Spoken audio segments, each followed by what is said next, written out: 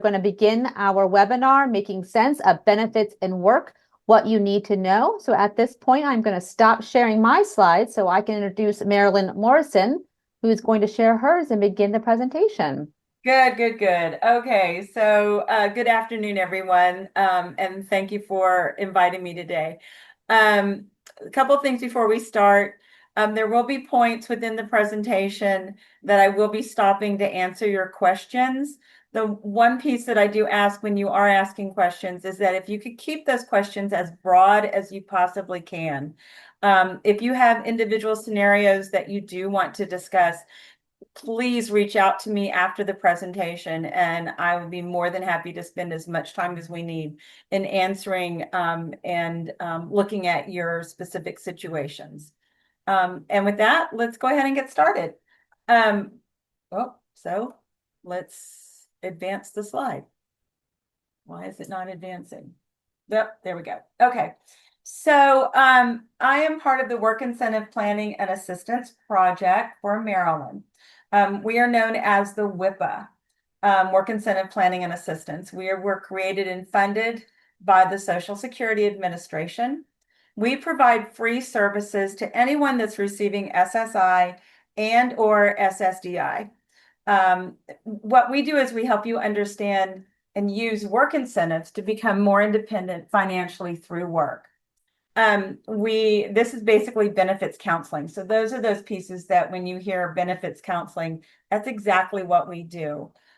It is so important to know the working rules when you're considering employment and receiving any of the entitlements. So not only SSI and SSDI, but Medicaid, Medicare, housing, SNAP, all of those pieces. So what we do is we not only look at those working rules for SSI and SSDI, but we also look at maybe there are entitlements that you would be eligible for that you're not aware of. And this is where we provide those services. We are on a cooperative grant with Social Security. So referrals are not needed. You can pick up the phone and just call me at any time. However, we do not function as Social Security claims reps or rep payees. We have back doors that we can take to assist, but that's as far as we can go. And we can certainly give advice. As I said, we have a lot of those back doors that we can take. So this is slide 3. Who do we serve? We serve individuals who receive SSA disability benefits, either SSI or SSDI, between the ages of 14 and full retirement age, whatever that might be. It might be 66, 67, whatever that might be. If you live in the state of Maryland, and I know that we might have some out-of-state people on the line, that's okay. There is a work incentive planning and assistance in all 50 states.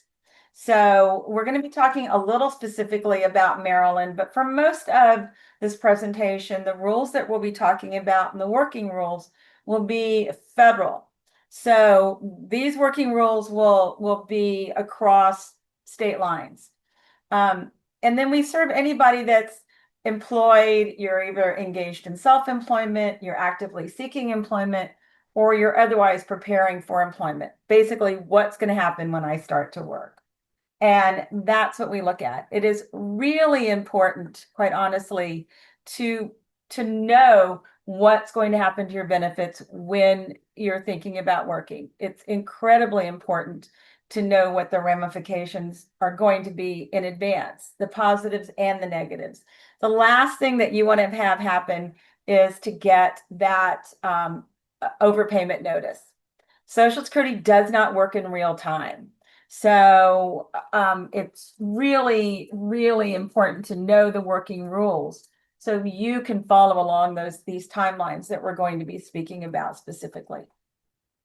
So today, I'm sorry, this is slide 4. Today we're going to be talking about the difference between SSI and SSDI. We're going to look at the working rules for both SSI and SSDI. And then we're also going to look at some of the available work incentives. And work incentives are those things that level the playing field. So we're going to talk more about that as well. So I'm going to go to slide 5. Before I start, I always like to give a checklist for success. And under that, it says, don't look for logic. And I have a story behind that. When I was doing my initial training for this, to become a benefits counselor, we have to go through a pretty extensive course of training through Virginia Commonwealth, or some people go through Cornell. I was sitting in a lecture, and it was a long room, and I was kind of sitting in the back. And whenever someone gives me a rule, I need to know why the rule is in place, or I'm going to figure out how to break the rule. I'm a rule breaker. And so every time there was a rule that was brought up, my hand would go up and I would say, well, why is that? Why is that? So finally, somebody from Social Security leaned over and just said, don't look for logic. I found that was the best piece of advice that I could have possibly had, because oftentimes there is no logic. And I mean, there isn't a whole lot of logic to knowing that the Social Security, the SSI benefit amount is $967. You can't really live on $967. So the logic there is really not there. So as long as you don't look for the logic, just work with the rules, then everything does kind of work its way through. So when you call Social Security, and that number is 1-800-772-1213, or you visit the local field office, make sure that you keep a record of the date that you were at the field office, or if you're calling. Make sure you have the name of the person you spoke with, what you asked, and what they told you. That is extremely important. Write it down. The reason for that is those calls are recorded. If information is given erroneously and that causes adverse effects on your Social Security benefits, then you can talk to who you spoke to, what you asked, and what they told you. Also, get that contact information from that claims rep. Oftentimes, they will. You can send them emails. You can ask them questions. You cannot send emails with attachments, though. So if you have to report of any type, if you've got documents that you have to supply to Social Security, do not send them via email. You can fax them. You can look at other ways of doing that, but Social Security will not open attachments to emails. Also, make copies of all documents you give to Social Security, both the forms you fill out and evidence that you want them to have that are in your possession. And don't lose those copies, because chances are Social Security might lose those copies. But also, there are forms that, as you're receiving SSI and or SSDI, that you might be filling out more than one time. For instance, if you're receiving SSDI and you're working, you're probably going to be filling out something called a work activity report every couple of years. So it's better to keep copies of what you've already filled out, so you know, and you don't have to reinvent the wheel. And that's really important. Slide number 6, make sure that you're promptly opening and you're reading all of the mail that Social Security sends you. When Social Security gives you a deadline, a response date, that compliance is required. And if you're not able to meet the deadline, you need to contact Social Security immediately. Unfortunately, right now, Social Security, and I think for the foreseeable future, is no longer taking walk-ins. So everything that has to happen with Social Security is either going to have to happen through your MySSA account, either through phone calling, or with appointment times. But those days of walk-in times do not exist any longer. There are drop-off boxes at all of the local field offices, but I really like to be able to get a receipt, so you know that information has been received. But again, make sure that you're complying with those deadlines. And if you're not able to make the deadline, then you want to make sure to call Social Security immediately. Again, you can report everything by mail. You can fax the information in. You can use the MySSA account, but make sure that you're keeping all of those records in your file. And while we're talking about MySSA, everyone should have a MySSA account. That's a login feature on the Social Security website. You can log in, you can look to see you know, what your full retirement date is, how much you might be receiving when you reach your full retirement age. If you're receiving SSI or SSDI and you need verifications for other programs, that's where you're going to do it. So everyone should have that. The other information that I've added to this particular program is something called the Social Security PIE program, PIE, which is Payroll Information Exchange. This is a new program that Social Security implemented in April. This is a program that's exchanging wage data with the payroll provided to reduce the benefit overpayment. So basically what's happening is Social Security has partnered with Equifax. They are now gathering payroll information directly from the employer. So in some cases, if it is authorized by the beneficiary, then Social Security will obtain wage and employment information from Equifax directly. So you might get a letter that says, you no longer have to report your income directly to Social Security because we're going to be getting it directly from your employer. I recommend you still have to maintain your payroll information and your pay stubs, because again, if you're getting SSDI or if they're doing a review, you may have to provide proof of payroll and you may have to provide pay stubs. Also, if there's any discrepancy in the reporting process, you need that proof behind you. But this is a new program that's just started in April. It's voluntary.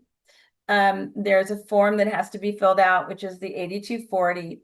And then once you get that verification that they have that information, they'll be getting the payroll information directly from the employer. You won't need to report monthly to Social Security. And that's happening very quickly. And you may see that on the My SSA account. Remember, and we're going to talk more about this as we move forward, but remember that when a person is receiving SSI and or Medicaid, remember that you must keep all your resources, assets below $2,000 for the individual or $3,000 for a couple in any month to maintain eligibility. Medicaid is state by state, but that resource rule is mostly in every state. You cannot have more than $2,000 in resources. Later on in the program, we're going to be talking about the ABLE account, which is how you can sidestep that $2,000. And then again, on slide 7, I'm letting everyone know that everyone should have their own My Social Security account. You can use this to report earnings, apply for benefits, track application status, and pretty much do everything that you need to do with Social Security. As we're moving forward, and I'm sure everybody's heard, Social Security has they have the lowest staffing rate that they've been in over 25 years. They're trying to move to a more electronic system. So they're adding new features to that My Social Security account almost weekly. So you want to make sure that you have that My Social Security account. You can set that up directly through the Social Security website. All right, and then slide number 8. Just a little reminder that when a major life change occurs, you have a change of address, marriage, employment, there's loss of a job, you have divorce, children, any of those pieces, report to Social Security immediately. You can also do that on My SSA. You can, I like to use every available way you can do it. So use that My SSA account. You can call the 1-800 number. And then if you're able to make an appointment at your local field office, then you want to also report it there, especially address changes. Social Security does not forward your mail. So you don't want to have important notices overlooked. So make sure if there is a change of address that you are reporting that to Social Security immediately. Sometimes those notices will show up on the My SSA account, but you want to make sure that you're getting that information as quickly as you can. I have had folks in the past that moved, didn't notify Social Security, and for whatever reason, their benefits stopped, and the benefits will stop because maybe Social Security is trying to get information, but because they don't have an updated address, they can't give you updated information, so benefits stop until they have that updated information. So you always want to make sure that Social Security has your most current contact information. Okay, the last thing that I did want to, before we really kind of get into the nuts and bolts, is to give you a definition of disability for an adult. Okay, there are two types of disability. Well, there's a couple of different types, but there's childhood disability, there's adult disability. We're going to be talking primarily about adult disability. Childhood disability looks at developmental milestones. Adult disability is looking at, and I've given you the definition here on page 9. It's the SSA defines disability for both SSI and SSDI programs as the inability to engage in substantial gainful activity by reason of any medical impairment. Disability must have lasted or be expected to last for a continuous period of not less than 12 months or result in death. Basically, that's Social Security for saying that an individual is not able to earn substantial gainful activity. There is a number that goes with that, which is $1,620 gross. So what this is saying is an individual is not able to earn $1,620 gross without supports. So that's the definition of disability. In addition to that medical determination, they're also looking at an individual's ability to just go out, get a job, and earn income with no supports, maybe no paratransit, maybe there's job coaching, case management. That's not, if a person can just go out and get a job and earn money, then they're going to look at that. And the substantial gainful activity amount for 2025 is $1,620 gross a month. So a person cannot earn income over $1,620 gross a month. That number does increase yearly. I would think within the next 2 to 3 weeks, there's going to be an announcement from Social Security that will give an increase for beginning January 1st. Generally, that announcement comes sometime in October. So I'd say between 2 and 3 weeks, look for that announcement to come. Okay, so page 9 is really kind of a comparison between SSI and SSDI benefits. We're going to talk a lot about these specifically, but I've given you more of a comparison. So with SSI must meet with SSI as well as SSDI, you must meet Social Security definition of disabled, blind, or in SSI's case, over the age of 65. For SSI, you must have limited income and resources. SSI, your income will go up and down based on earned income. So if you're working, your income is going to go up and down, and we're going to talk about that. SSI, the federal benefit amount, the most that you can get from SSI in 2025 is $967. And with SSI comes automatic Medicaid eligibility. Now, in the state of Maryland, when an individual is found eligible for SSI, you are automatically enrolled. In other states, you're automatically eligible, but you're not automatically enrolled. So I think I might have some folks from Virginia on this webinar.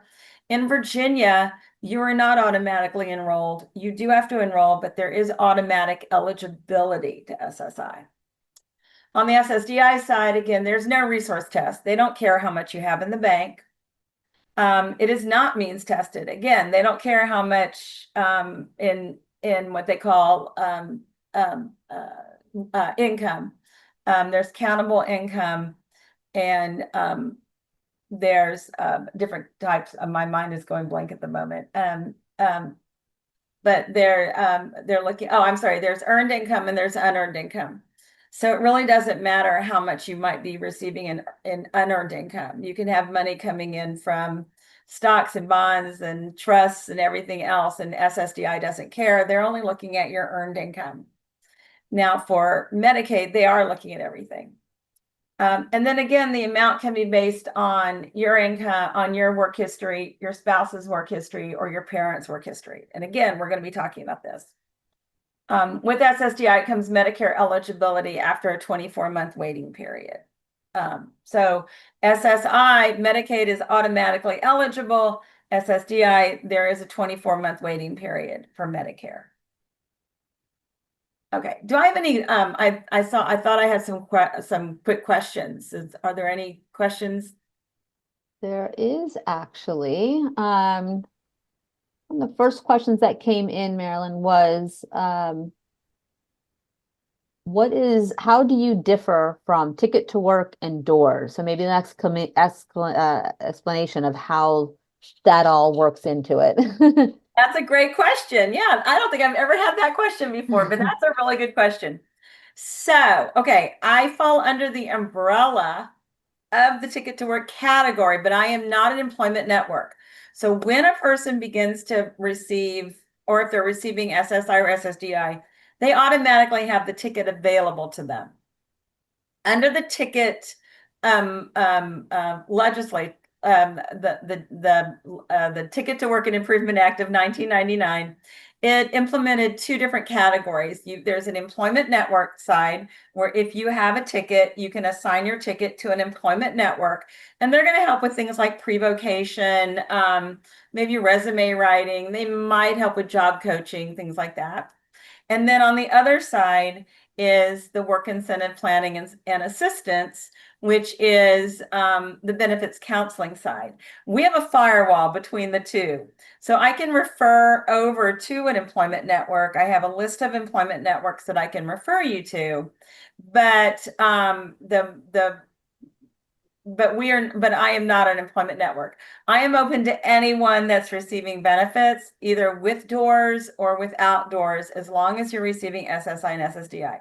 Now, on the doors side, I am also a doors vendor. So if you have an open case with doors, then doors can refer over to me, or you can self-refer over to me, and then it's just a different source of funding. The program is still the same. The difference with doors is that maybe as you're working, doors might close your case. I don't close cases. So once you're referred to me as a benefits counselor, your case is going to stay open with me until you physically say, close your case, close my case. So even if doors closes your case, my case stays open with you. And I have folks that come in and out of my caseload all the time. It's a continuum. So where a person is with their benefits now may not be where they are in 2 or 3 years.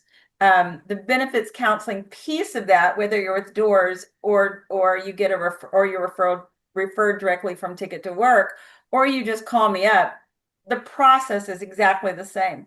The services are exactly the same. It's just the funding stream is different. I hope that explained it. Super helpful. Thank you. One more question too here before we move on. Is there an alternative way to sign up for an account at the SSA site? And the person's asking because it looks like in the past, the Social Security website was not accessible to those who are blind or low vision. And it was not accessible for those who may use a screen reader. So looking for alternate ways to sign up for that account if they should experience problems with that.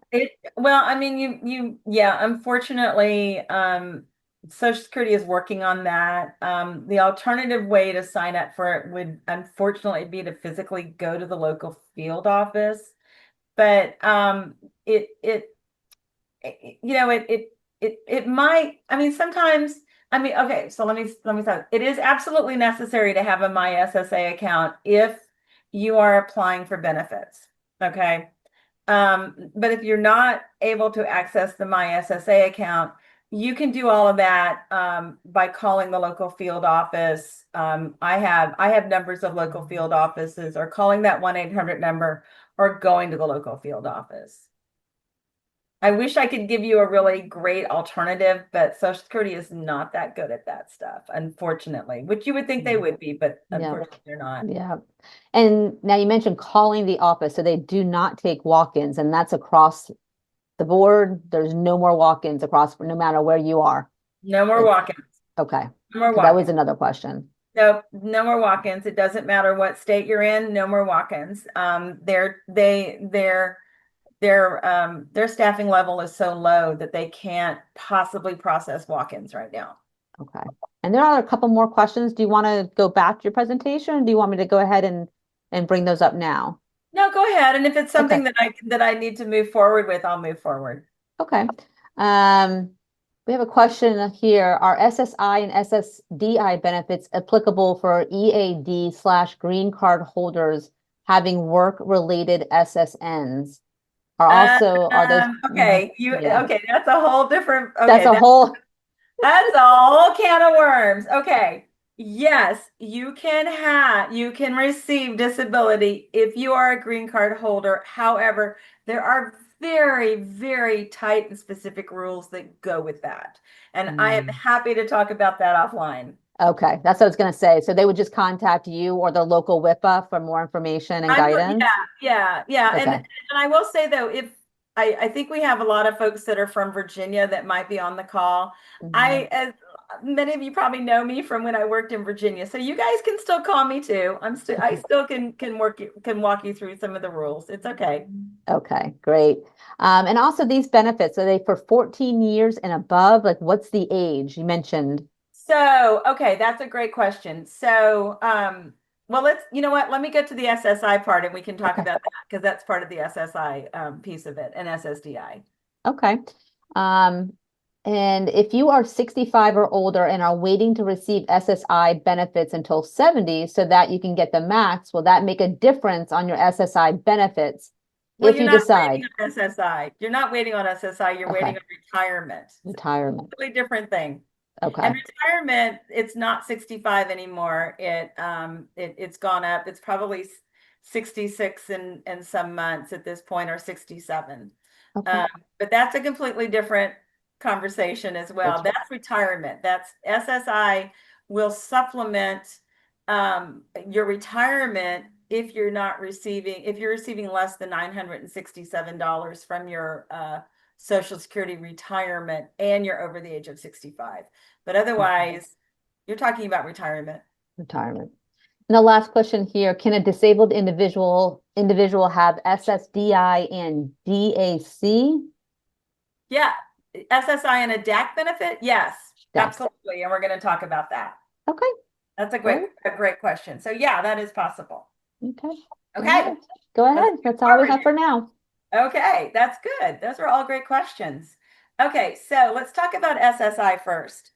So SSI, and I'm on page 11 right now, and there's a cute little circle of people in the corner dancing around. My graphics are mostly clip art, and they really are just to give some interest to just a bunch of words on a page. Um, so SSI is a cash benefit to individuals who meet the medical, disability, and financial needs criteria. Basically, you can't have money in the bank. And there's no work history. So it's really like the old welfare system. The maximum that an individual can receive in 2025 is $967. That's the max, okay? There are different reasons why a person might not be receiving the max, and we're going to talk about some of those. Again, it's directly associated with Medicaid. In Maryland, you're automatically enrolled in Medicaid once you become eligible for SSI. In other states, again, it might be different. I know for a fact, Virginia is you do have to apply even though you are eligible. And there's a resource limit of $2,000. And we're going to talk very specifically about that resource limit, but it's really important to remember that. Okay, so with page 12, slide 12. Again, with SSI comes Medicaid. Medicaid is based on a person's resources, and that's bank account, property, and income. And again, with SSI, that makes one eligible for Medicaid in Virginia and in most states. SSI is an automatic eligibility. Again, you may have to enroll. And that is as soon as you were found eligible for SSI, you are eligible for Medicaid. We're not talking about waivers today. Again, that's a whole separate conversation, but what we're talking about is medical assistance or Medicaid. Okay. So page 13, slide 13. So with Medicaid, Medicaid again has a very specific maximum amount of resources. That means money in the bank. It's $2,000 for the individual, $3,000 for the couple. And I always like to stress this. So you're going to see it a lot in the presentation. There's 2 slides in a row. Because with both SSI and Medicaid, SSI, again, you can't have more than $2,000 in resources. The same with Medicaid. When you breach that resource, you are not eligible for your SSI, for your entire SSI amount for that month. So even if you have $2,010 in the bank, you're not going to have an overpayment of $10. You're going to have an overpayment of $967. So it's really important to keep track of that. And again, we're going to be talking a little bit more about that in a minute. With SSI, they're also looking at living arrangements. So SSI, it used to be, now back until up until 2024, SSI was for food and shelter first. If a person wasn't paying their fair share of food and shelter or room and board, then that 967 was automatically reduced by 1/3. In 2024, that rule changed, and now it's strictly based on boarding. They're now excluding that food piece. So an individual must be paying some sort of rent, boarding of at least 1/3 of that federal benefit amount. And in this area, I generally say anywhere from $400 to $500 is manageable. Now, it doesn't matter who the individual's living with. It doesn't matter if you're living with mom and dad and aunts and uncles and grandma and grandpa. It doesn't matter. It doesn't matter. Social Security is looking at the individual as their own household, and they are living in the household of another. They must be paying rent. Now, when you apply for benefits, and this happens a lot, they'll say, well, is your child going to pay rent? And you go, oh, no, I would never charge my child rent. Oh, heck no. And then suddenly you come to one of my webinars and you go, I should be paying rent. That's okay. You can change it. You can contact Social Security. I have a sample lease that I'm always happy to share. You could submit the sample lease, let them know that you are now going to be charging rent or you're now going to be paying rent. And that full $967 should be looked at that point. If you are paying that rent or that boarding, then you should receive that full $967. And again, that can be changed. Again, I do have a sample lease that I'm happy to share. Okay, so let's talk about that resource stuff, okay? So Social Security is going to count cash, savings accounts, stocks, bonds, CDs, IRAs, a whole list. On slide 15, you can see the list. Land owned but not lived on, anything that's owned that is converted to cash and used for food and shelter. If the individual is under the age of 18, so this is really important, the best time to apply for benefits for an individual is the month after a person turns 18. You can't pre-apply. If you pre-apply, then they're going to also look at the parent's resources. So after the age of 18, they're no longer looking at the resources of the parent. Now, in the middle of the month, it's okay if your accounts go above $2,000 in the middle of the month. That's okay. That's fine. Make sure that it does not roll into the next month. So on the last day of the month at 11:59 p.m., when it rolls to midnight, make sure you don't have more than $2,000 in your resource, because once it rolls into the next month, you're now over-resourced. So you can go up above $2,000 in the middle of the month. So make sure at the end of the month, you don't have that $2,000.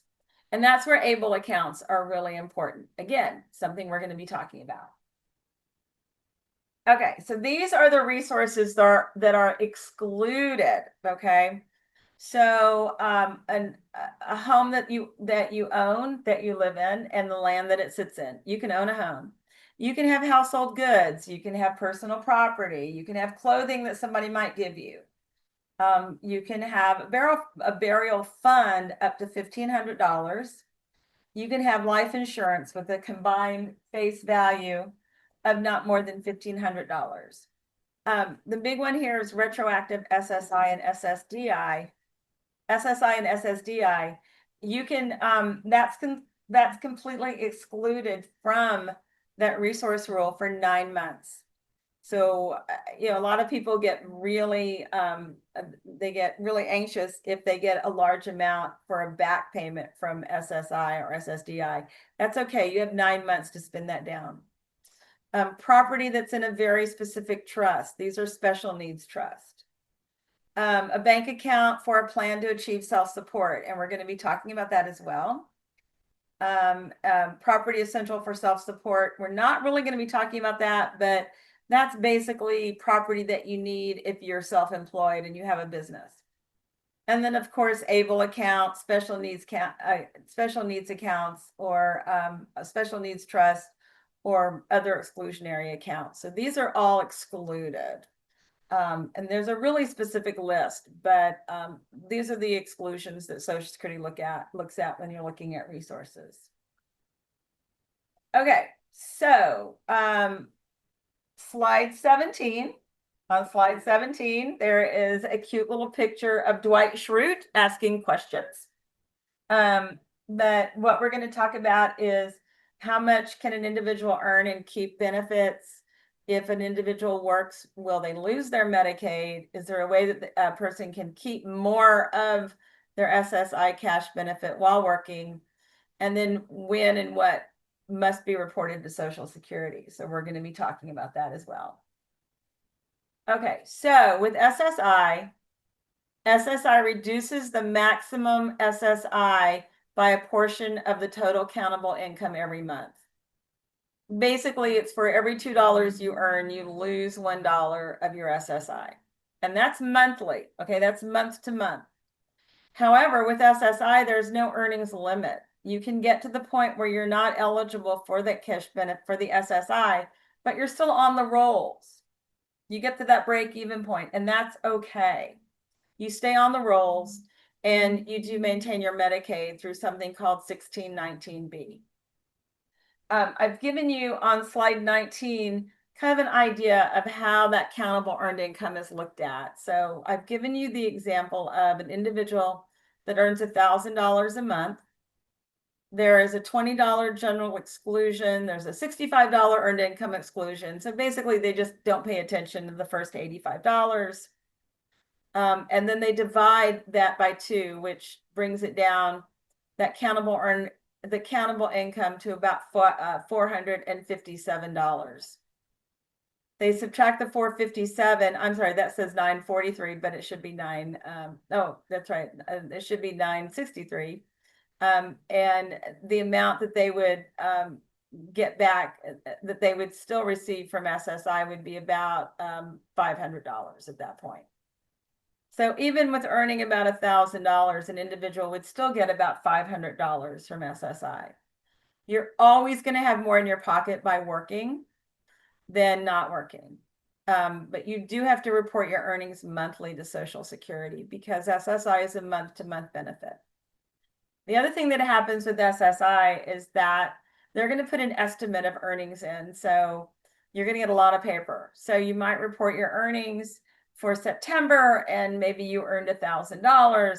And then at the 1st of October, you're going to get a letter that says, okay, we're going to estimate that your earnings are $1,000 in October. So we're going to reduce your SSI to $500. And then you're going to get another letter, maybe in October, you only earned $800. So you'll get another letter that says, oh, we made a mistake.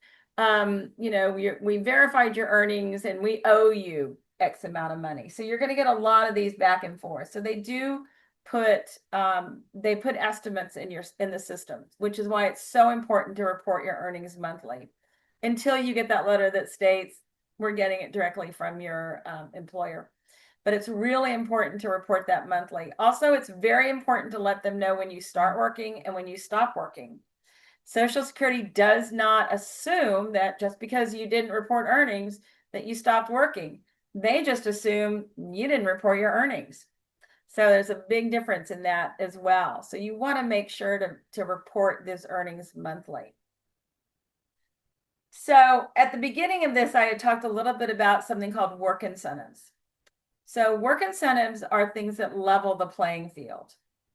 And on page 20, I've given you one of the examples. These are called impairment-related work expenses. These are really any out-of-pocket expenses that support the disability and enable you to work. So that means maybe you're paying out of pocket for very specific transportation costs, either paratransit, metro access, Lyft, Uber. You're not able to take public transportation. There's medical devices, medications. Maybe there's residential modifications, and there's a whole big list. It's very general. It's really based on the individual, but all of those costs are also taken into account when you're reporting your income. So for instance, if you earned $1,000 and they were going to reduce your SSI to about $500, but you're also spending $200 in those out-of-pocket expenses for medications, for co-pays, for transportation. That earned income that they're looking at went from $1,000 will go to $800. It's almost like a tax deduction. So when you're reporting your income, and unfortunately, you cannot report your income, you can't report your IRWs or impairment-related work expenses online. You do have to report them either by fax or by calling the local field office again. They don't make it easy, but it is worth it if you do have a lot of these out-of-pocket expenses. It's absolutely worth it because that can bring down the countable earned income, which will bring down the amount that they deduct from that SSI cash benefit.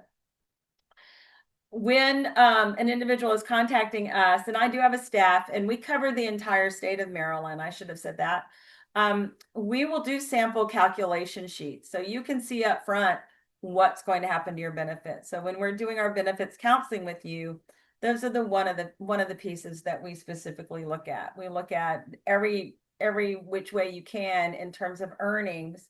We look at IRWs, we look at any other work incentives that might be available. Now I did mention that, it's possible when you are working to get to the point with SSI that maybe you're not eligible for the cash benefit. You earn over that amount, you hit that break-even point, and that's okay. There is something called 1619B, which continues your Medicaid. A lot of people get really nervous when they get to that point where they're afraid they're going to lose their SSI because they're working and they're not going to be eligible for the cash benefit. They're afraid that Medicaid is going to go away. That's not the case. There is a federal statute called 1619B that maintains Medicaid. And on slide 21, I've given you that information. I also have a form that can be filled out. So if you contact me, I can fill out that form.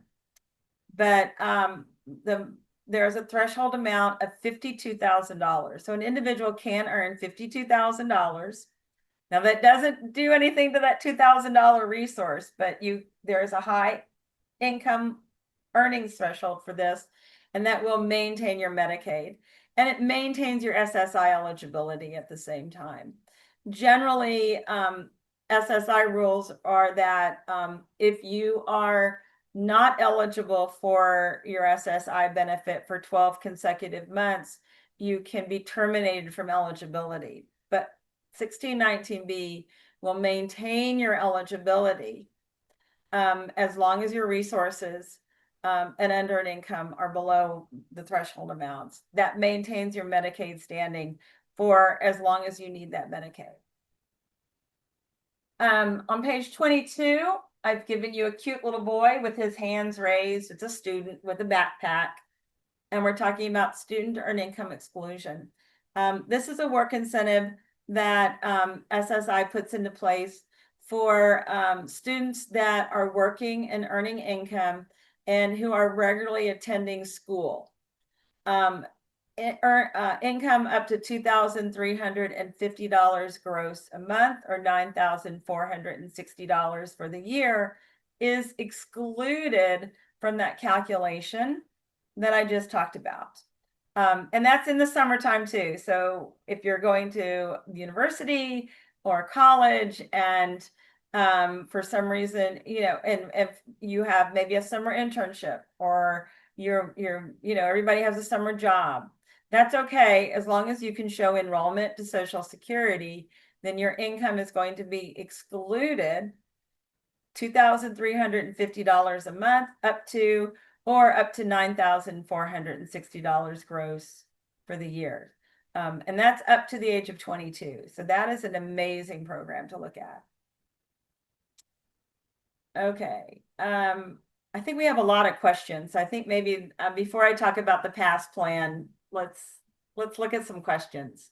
Yeah, I think that's a great idea. So this is Emily again. We do have some questions here, Marilyn. So first question, let's start with about enrollment. So how do you get a person, how do you get a disabled person assistance in order to apply for SSDI? That's a really good question. I am happy to walk a person through the steps. I can't physically assist, and there aren't a whole lot of resources that help with that. But I'm happy to walk somebody through the process anytime, and look at some resources that might be available. The best way to start is actually if you go to the disability page for Social Security, there is an adult disability checklist.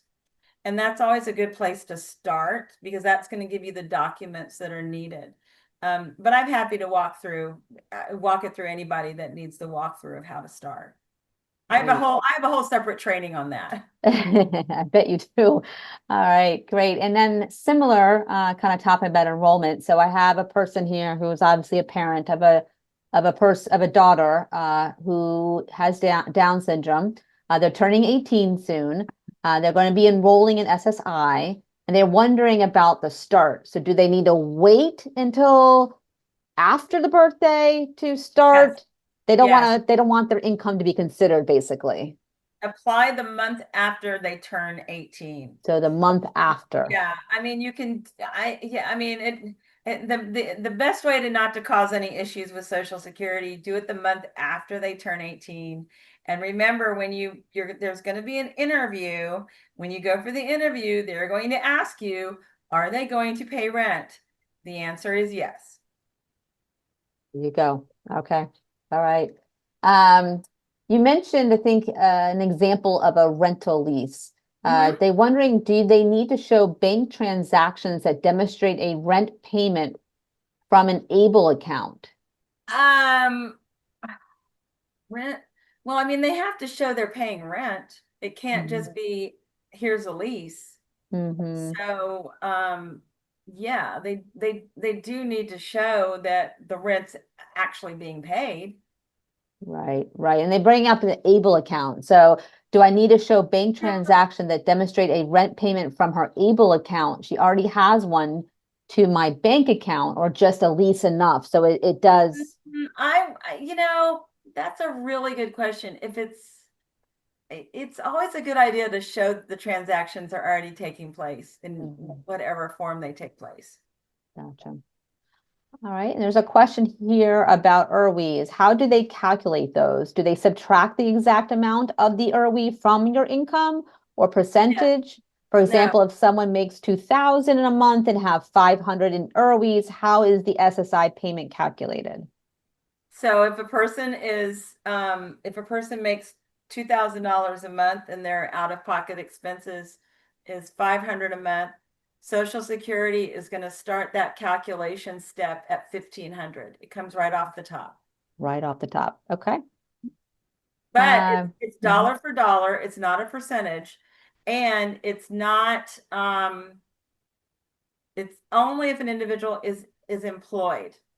So again, if they're making $2,000, sometimes they will look at things like if there's a credit card payment for a large ticket item that was purchased prior to employment, sometimes they will look at that and approve it, but it is a month to month. For the most part, it's month to month. Okay. Another ERWI question here. Can you provide an example of an attendant care service expense under the ERWI expense?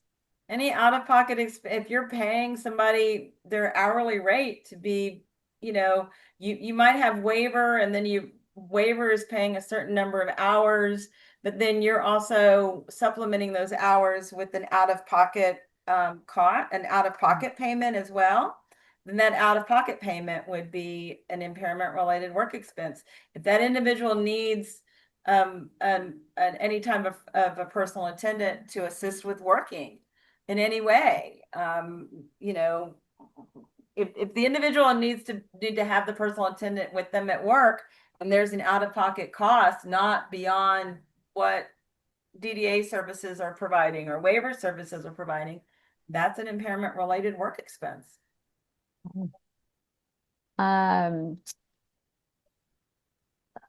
There's one about if that's being paid for out of pocket. Now, if the waiver is paying for it, that is not out of pocket. That's not an ERWI.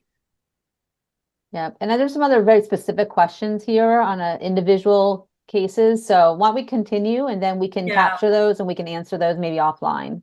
Absolutely. Happy to do it. Okay.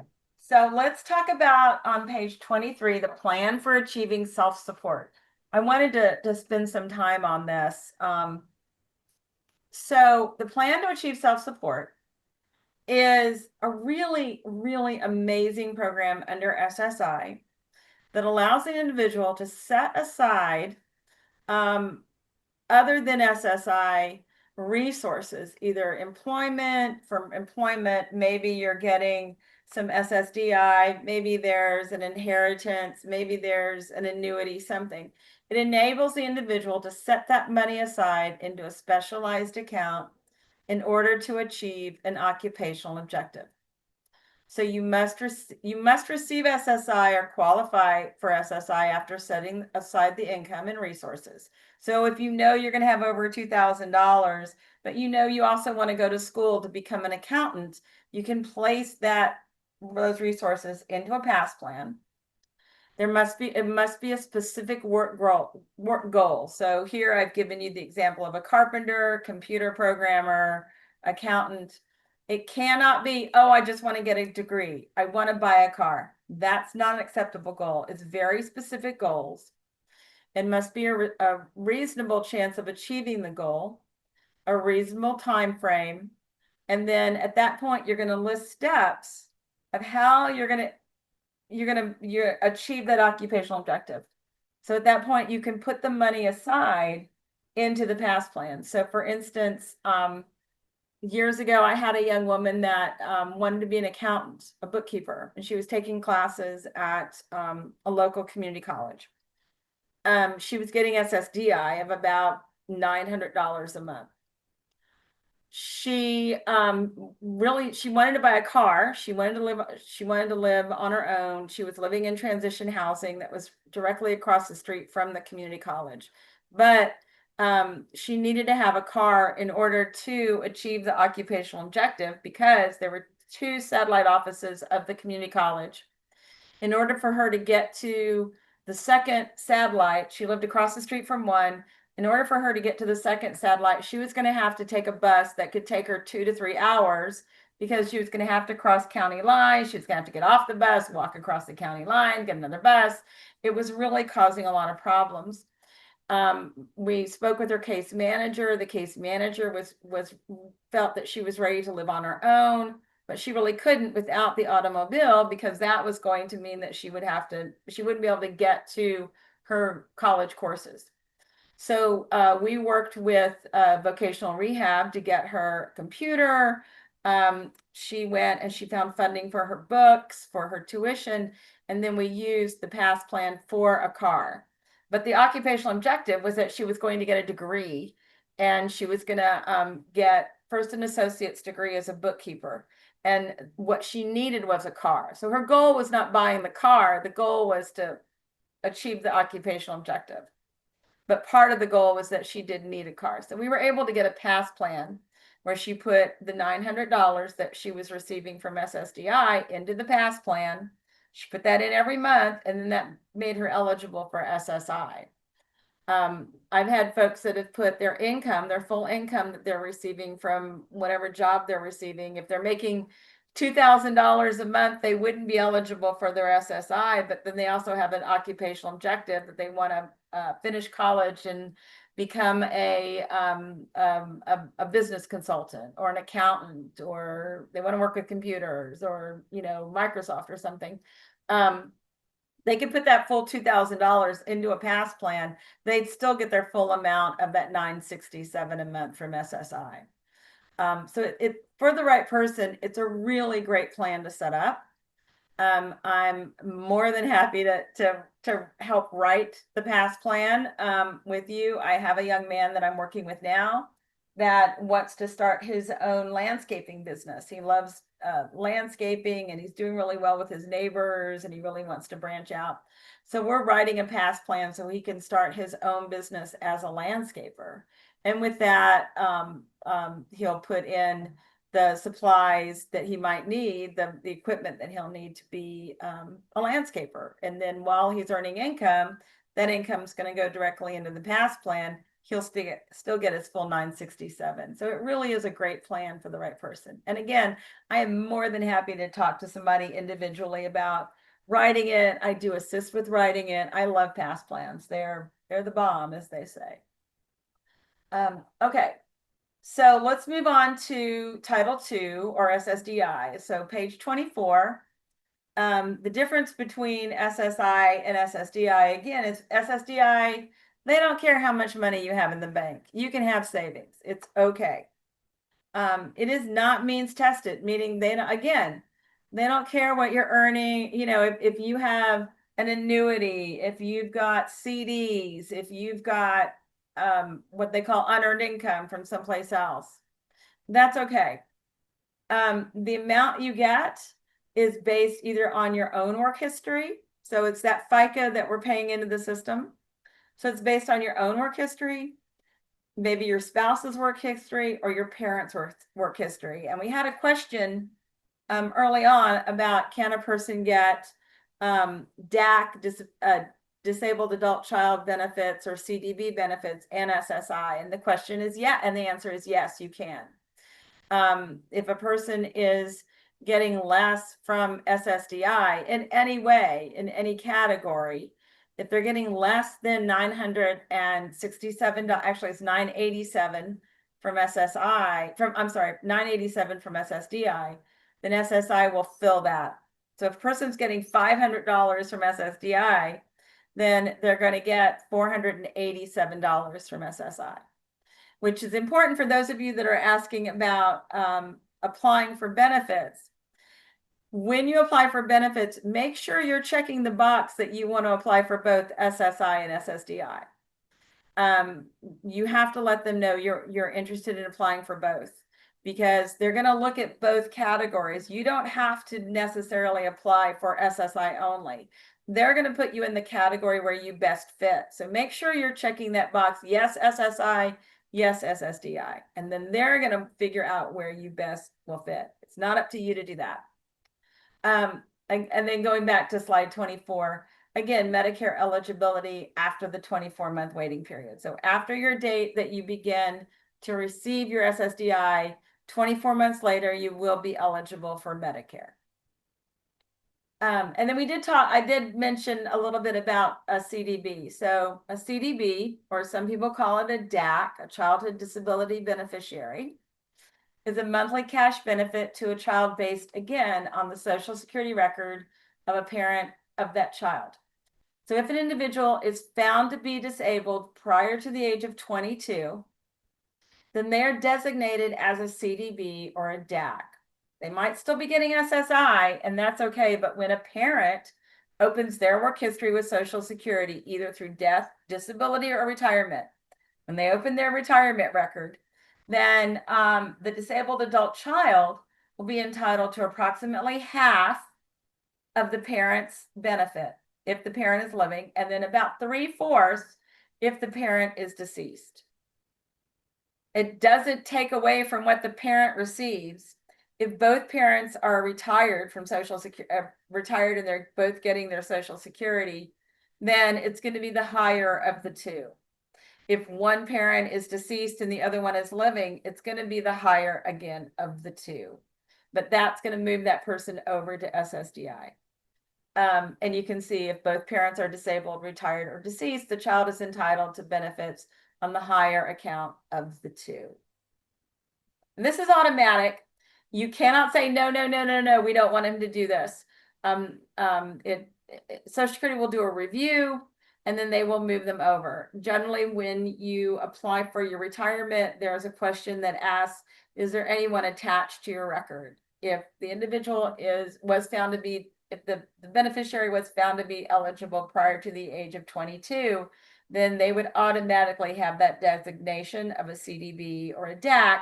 So you want to let Social Security know, yes, there is somebody attached, and you want to give them your you want to give them their Social Security number, and then they will be entitled to, again, approximately half or up to 3/4 if the individual is deceased. And again, with SSDI comes Medicare. On page 26, I've just given you just kind of a quick kind of overview of it. There's a waiting period. It's 24 months from the date of entitlement.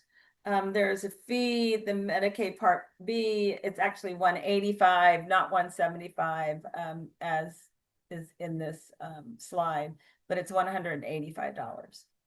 But on page 27, I do want to talk about something called the Pickle Amendment, because this is a really important one. A lot of folks get very nervous when they're moved from SSI to SSDI based on a parent's work history.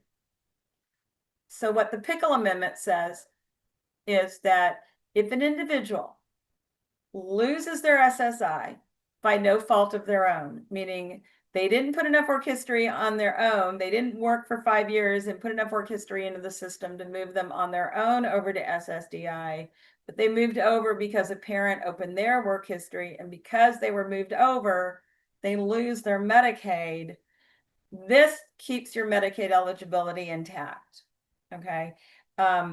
It's called the Pickle Amendment.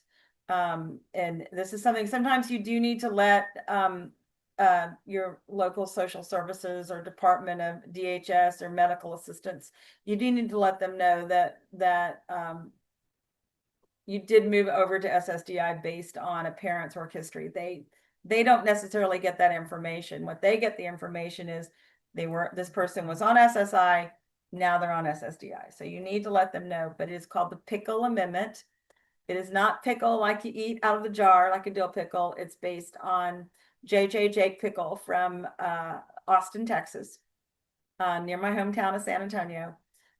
He was the oldest living congressman, I believe, congressman.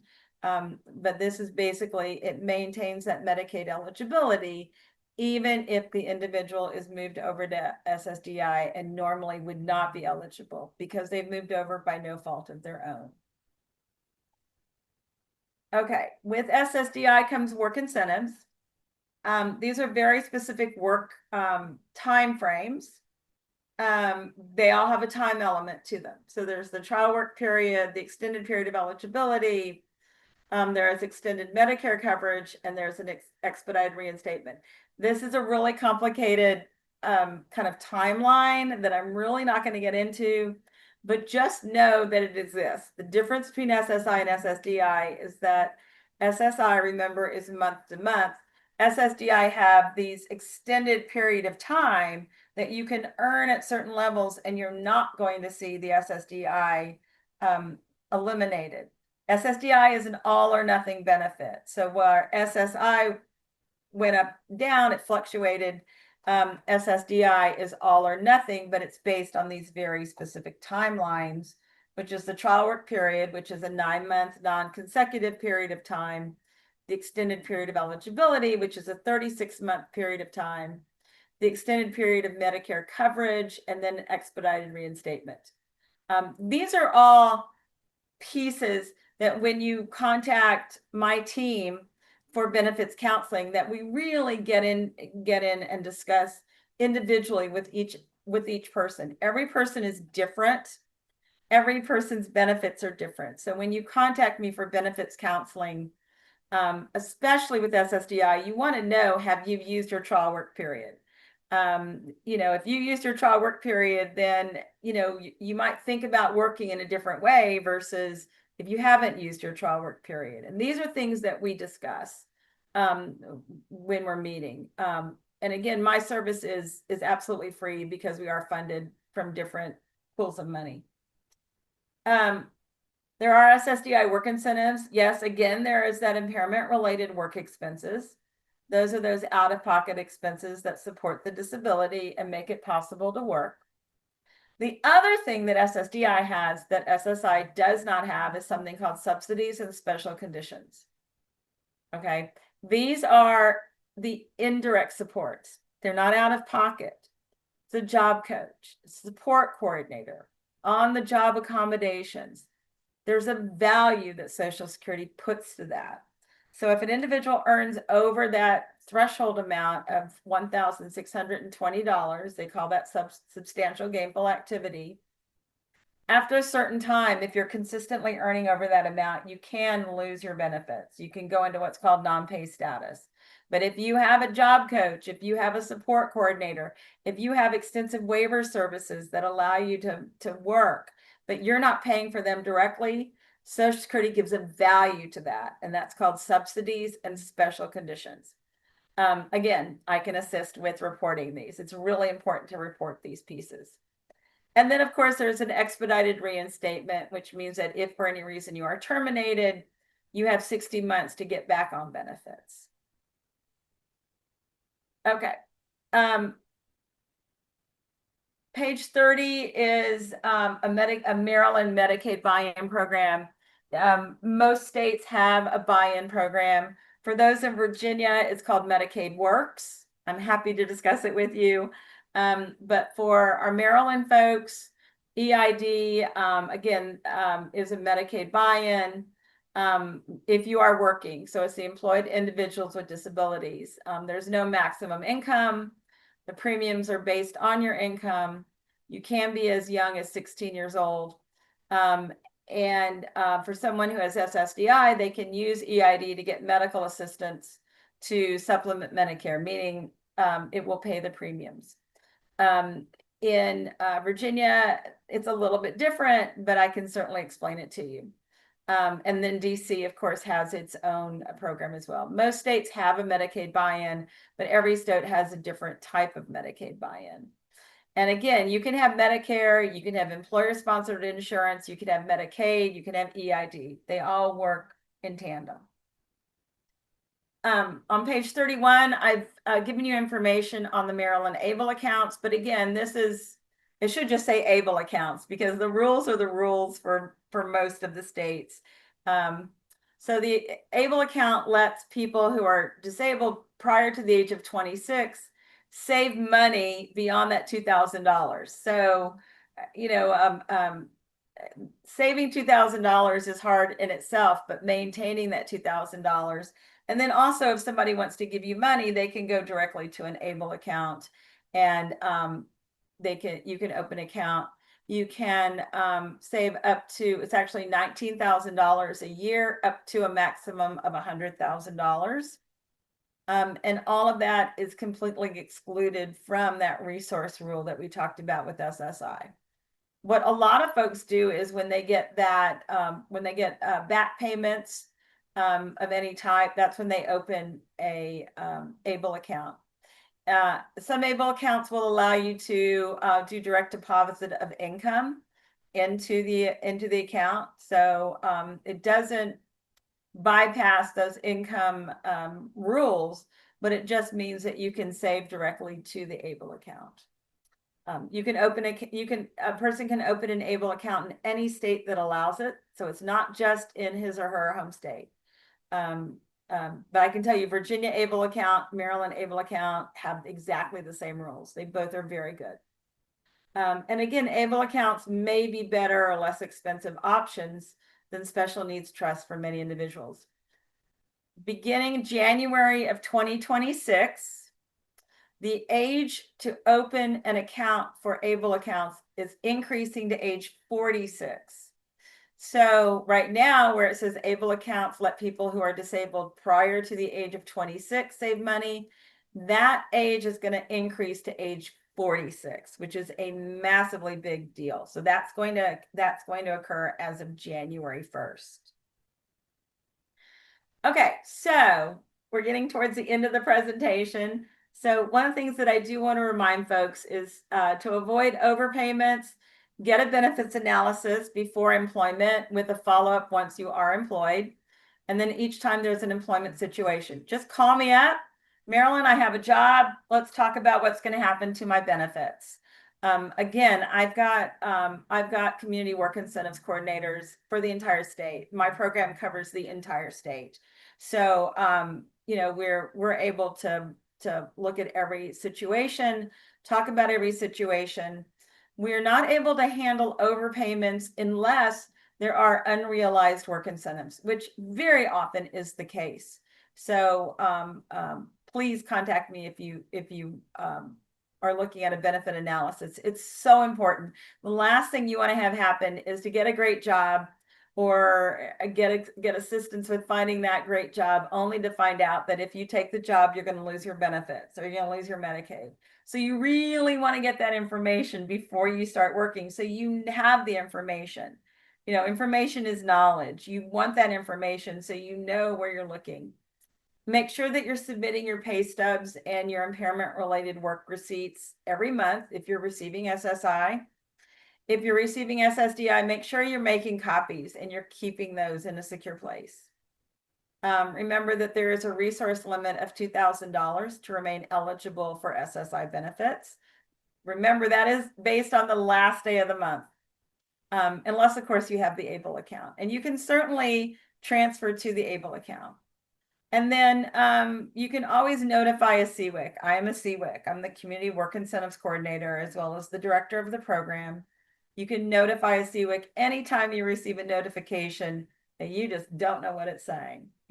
Social Security speaks their own language, and this is where you can always contact, and we can discuss what the situation means. Or it might mean that I have to make a phone call to Social Security. I'll ask you to sign some releases of information, and then we go from there.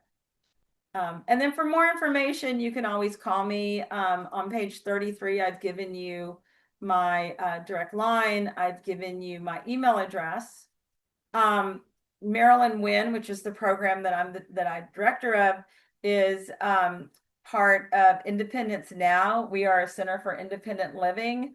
Several of our departments cover housing. We look at support planning.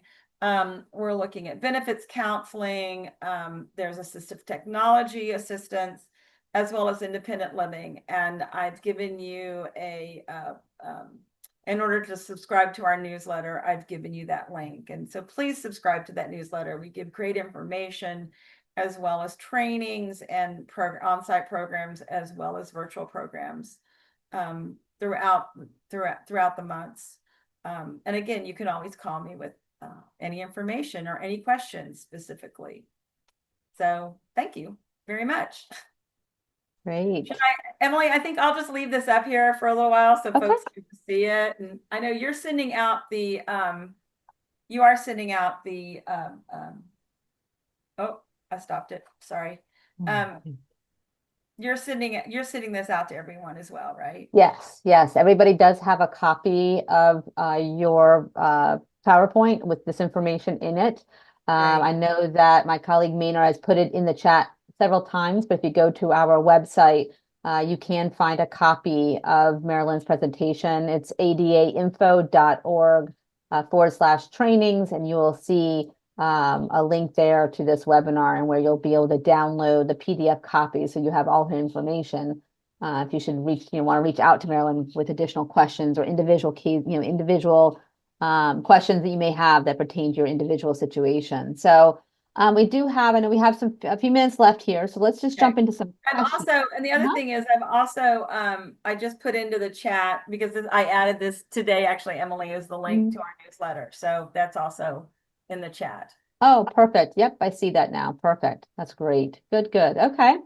Um, all right. Well, as always, Marilyn, you are full of information and resources. This is always such great information to share with folks, especially because things change, programs change, the requirements and regulations, so it's always so good to have you come in and talk about this. And it can be complicated, and you definitely break it down into digestible chunks. So we really, really appreciate this. So let's Sure, it's jump my into a one few thing I do want questions. to say is there's a question about what's going to happen to Medicaid. I don't know. We, I'm just going to say it out loud. We don't have those regulations yet. There's been conversations about that work requirement, and all we know for now is that it's based on able-bodied individuals.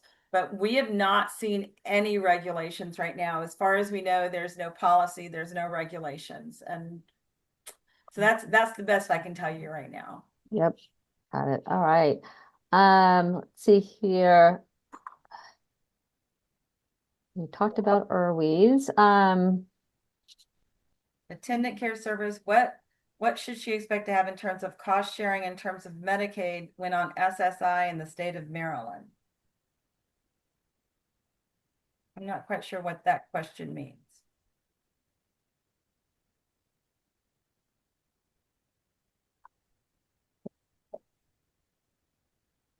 Yeah, maybe we could get And clarification. yes, you're absolutely right. SOAR will assist.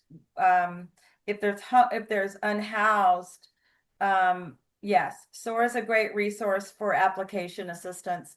Unfortunately, their resource section was defunded. So, but SOAR is a great resource for application assistance.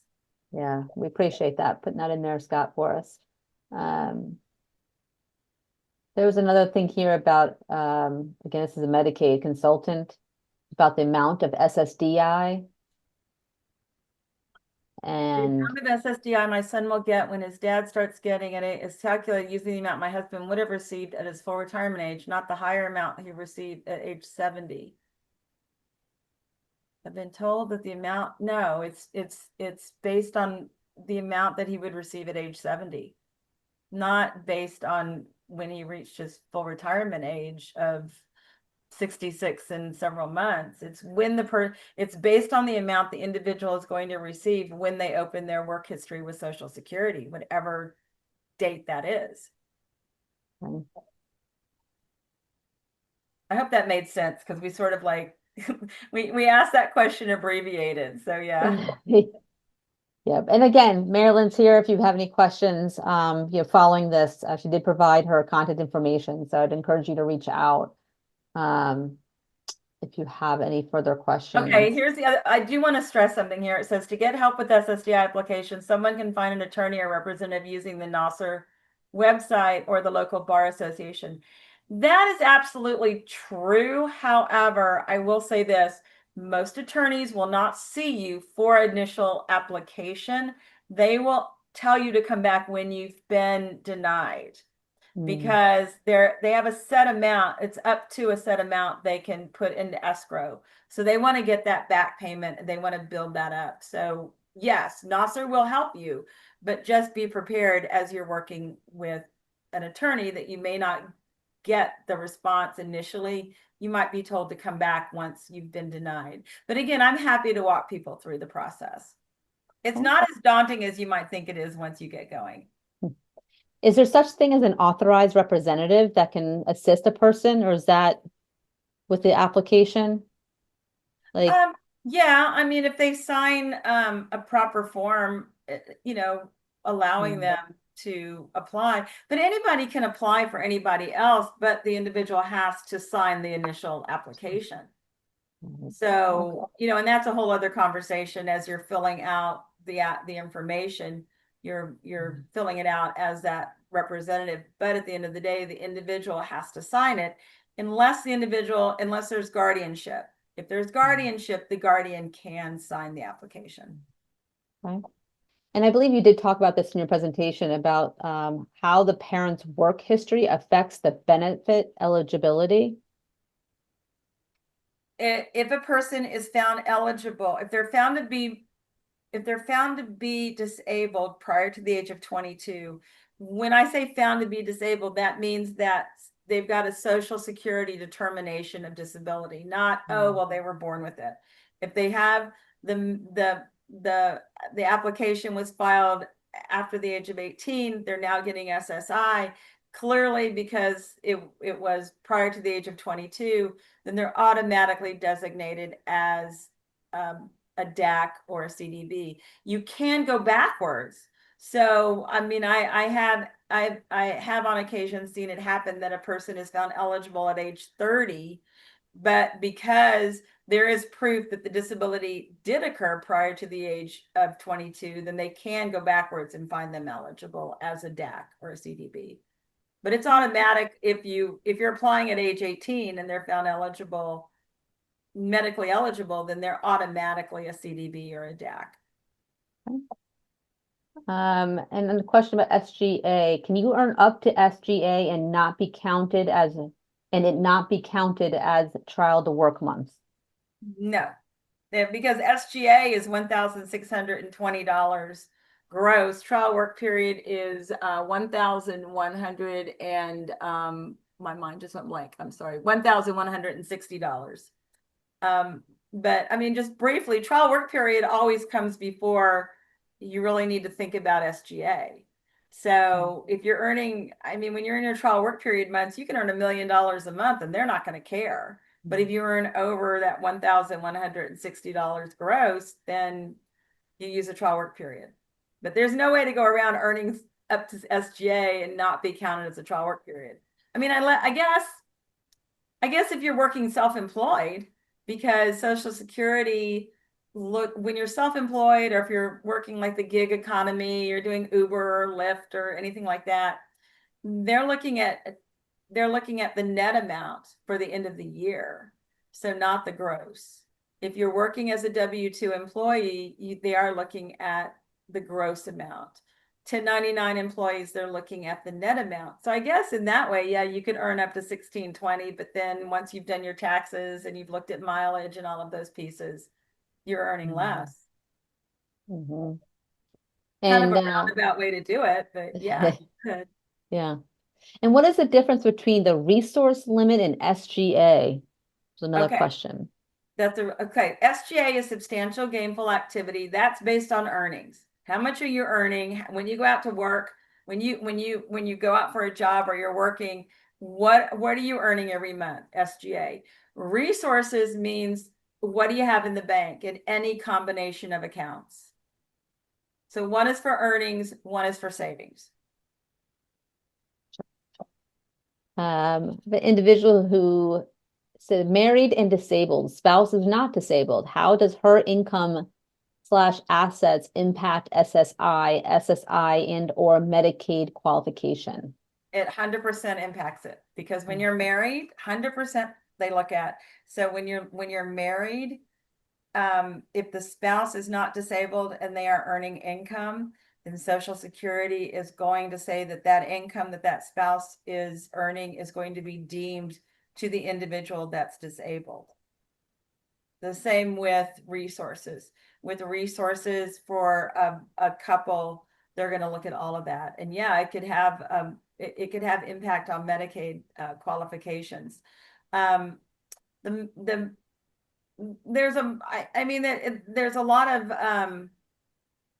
a lot of nuance to that particular question because there is a type of Medicaid you could, so if you have work history, you might have enough to find you eligible for SSDI. If you're eligible for SSDI, Social Security doesn't care what your spouse is earning. They don't care how much money you have in the bank. But if you don't have enough work history, then they're going to look at SSI for you. And then that's when they are going to look at the spouse's income and spouse's resource. For Medicaid, though, if you have a disability designation, for EID. So when we're talking about Medicaid and we're talking about employed individuals with disabilities, that was that EID or Medicaid buy-in piece. It's possible to be married, have resources, and then be eligible for EID if you are working. That is absolutely a possibility that can happen without being eligible for Social Security. You have to show that you did apply and that you weren't eligible based on resources, not because you're not medically eligible. You would still have the medical determination, but you're just not financially eligible. Then EID would be another way to go through the Medicaid door. It's a really complicated question. Yeah. It always is with this though, right? That was a really good question though. That was a really good one, but it's really nuanced. We have one here about working, let's see, would working between 14 and 18 years in part-time or small business impact SSI eligibility when the child turns 18? Wait, what? I'm sorry. I was looking at something, great content. Yes, I will support residents. No, okay, let me do this. So I can't support residents other than Virginia, Maryland, and DC, but I have counterparts in all 50 states. So if you're not in Virginia, Maryland, or DC, that's okay because there's one of me in every state. And Okay. what in defined a WIPA? Do we have maybe a website? Work incentive planning and assistance. And if you go to you can contact me and I can send you the link, or it's also part of the, if you go to ssa.gov and just put WIPA, WIPA, it'll give you an entire list of where they're all located. Okay, perfect. Okay, so, and then I'm sorry, now what was the question? I think I might have scrolled down too far, but it was down at the bottom. We're working between 14 and 18 years in part-time or small business impact SSI eligibility when the child turns 18. No, in fact, it might give you enough work history where you would jump over SSI and get SSDI, or it might give you some SSDI and then you would be known as dual eligible. No, it doesn't have an impact at all, because prior to before the age of 18, they're looking at developmental milestones. They're not looking at a person's ability to earn at a certain level. And Marilyn, do they still host the work incentive seminars? Is that something that you still host, the work incentive seminars, if somebody's interested in learning more about work incentives and their impact and benefits? So right now, VCU is not scheduling any, but I would look at those. Those are really only open to somebody that's directly affiliated with the work incentive planning and assistance. But I'm happy to give these anytime you ask. I give them all over the state all the time. So I'm always happy to talk to parents groups and school groups, and I do that often. Great. Well, we certainly pay. So basically what it comes down to is, if in doubt and you're unsure or you have questions, call Marilyn. Call me. Call me. There you go, ladies and gentlemen. I'm on vacation at the end of October, but I have I have a great backup in Robin. So Robin Horn can answer your questions if I'm not. Great. So go to our website, make sure you download the PDF copy of today's presentation. You'll find Marilyn's contact information on the last slide. As she mentions, call her, reach out to her, email her, talk to her staff. They're there, more than willing and able to assist you all with any questions you may have. If it's personal question for a friend, for a child, for a colleague, maybe you are a service provider or a SIL, and you're out there working with individuals and you have questions on, to further support the individuals that you work with, they're there for you. They're there to answer your questions and walk you through this process. So one last thing before we sign off, we do have another webinar coming up next month on October 22nd, just in time for NDM, Workplace Tech That Works, Practical Tools, Rights, and Resources. So we're going to be joined by Becca Nesbitt, who is Assistive Technology Coordinator with Tech Owl, which is Pennsylvania's Assistive Technology Act program. Becca is going to showcase practical AT tools used in the workplace, discuss AT as a reasonable accommodation under the ADA, and share nationwide resources like state AT Act programs where you can try tools before you buy them. So we hope you'll be able to join us next month for our webinar on workplace tech tools. You can learn more at our website, adainfo.org/training. Again, adainfo.org/training. So we hope you'll come back and join us next month. So with that, thank you very much for joining us today. And thank you, Marilyn. Again, as always, you are just a tremendous resource. We greatly appreciate you and everything that you do and all the services and support that you provide. So thank you, everyone. And we look forward to seeing you next month.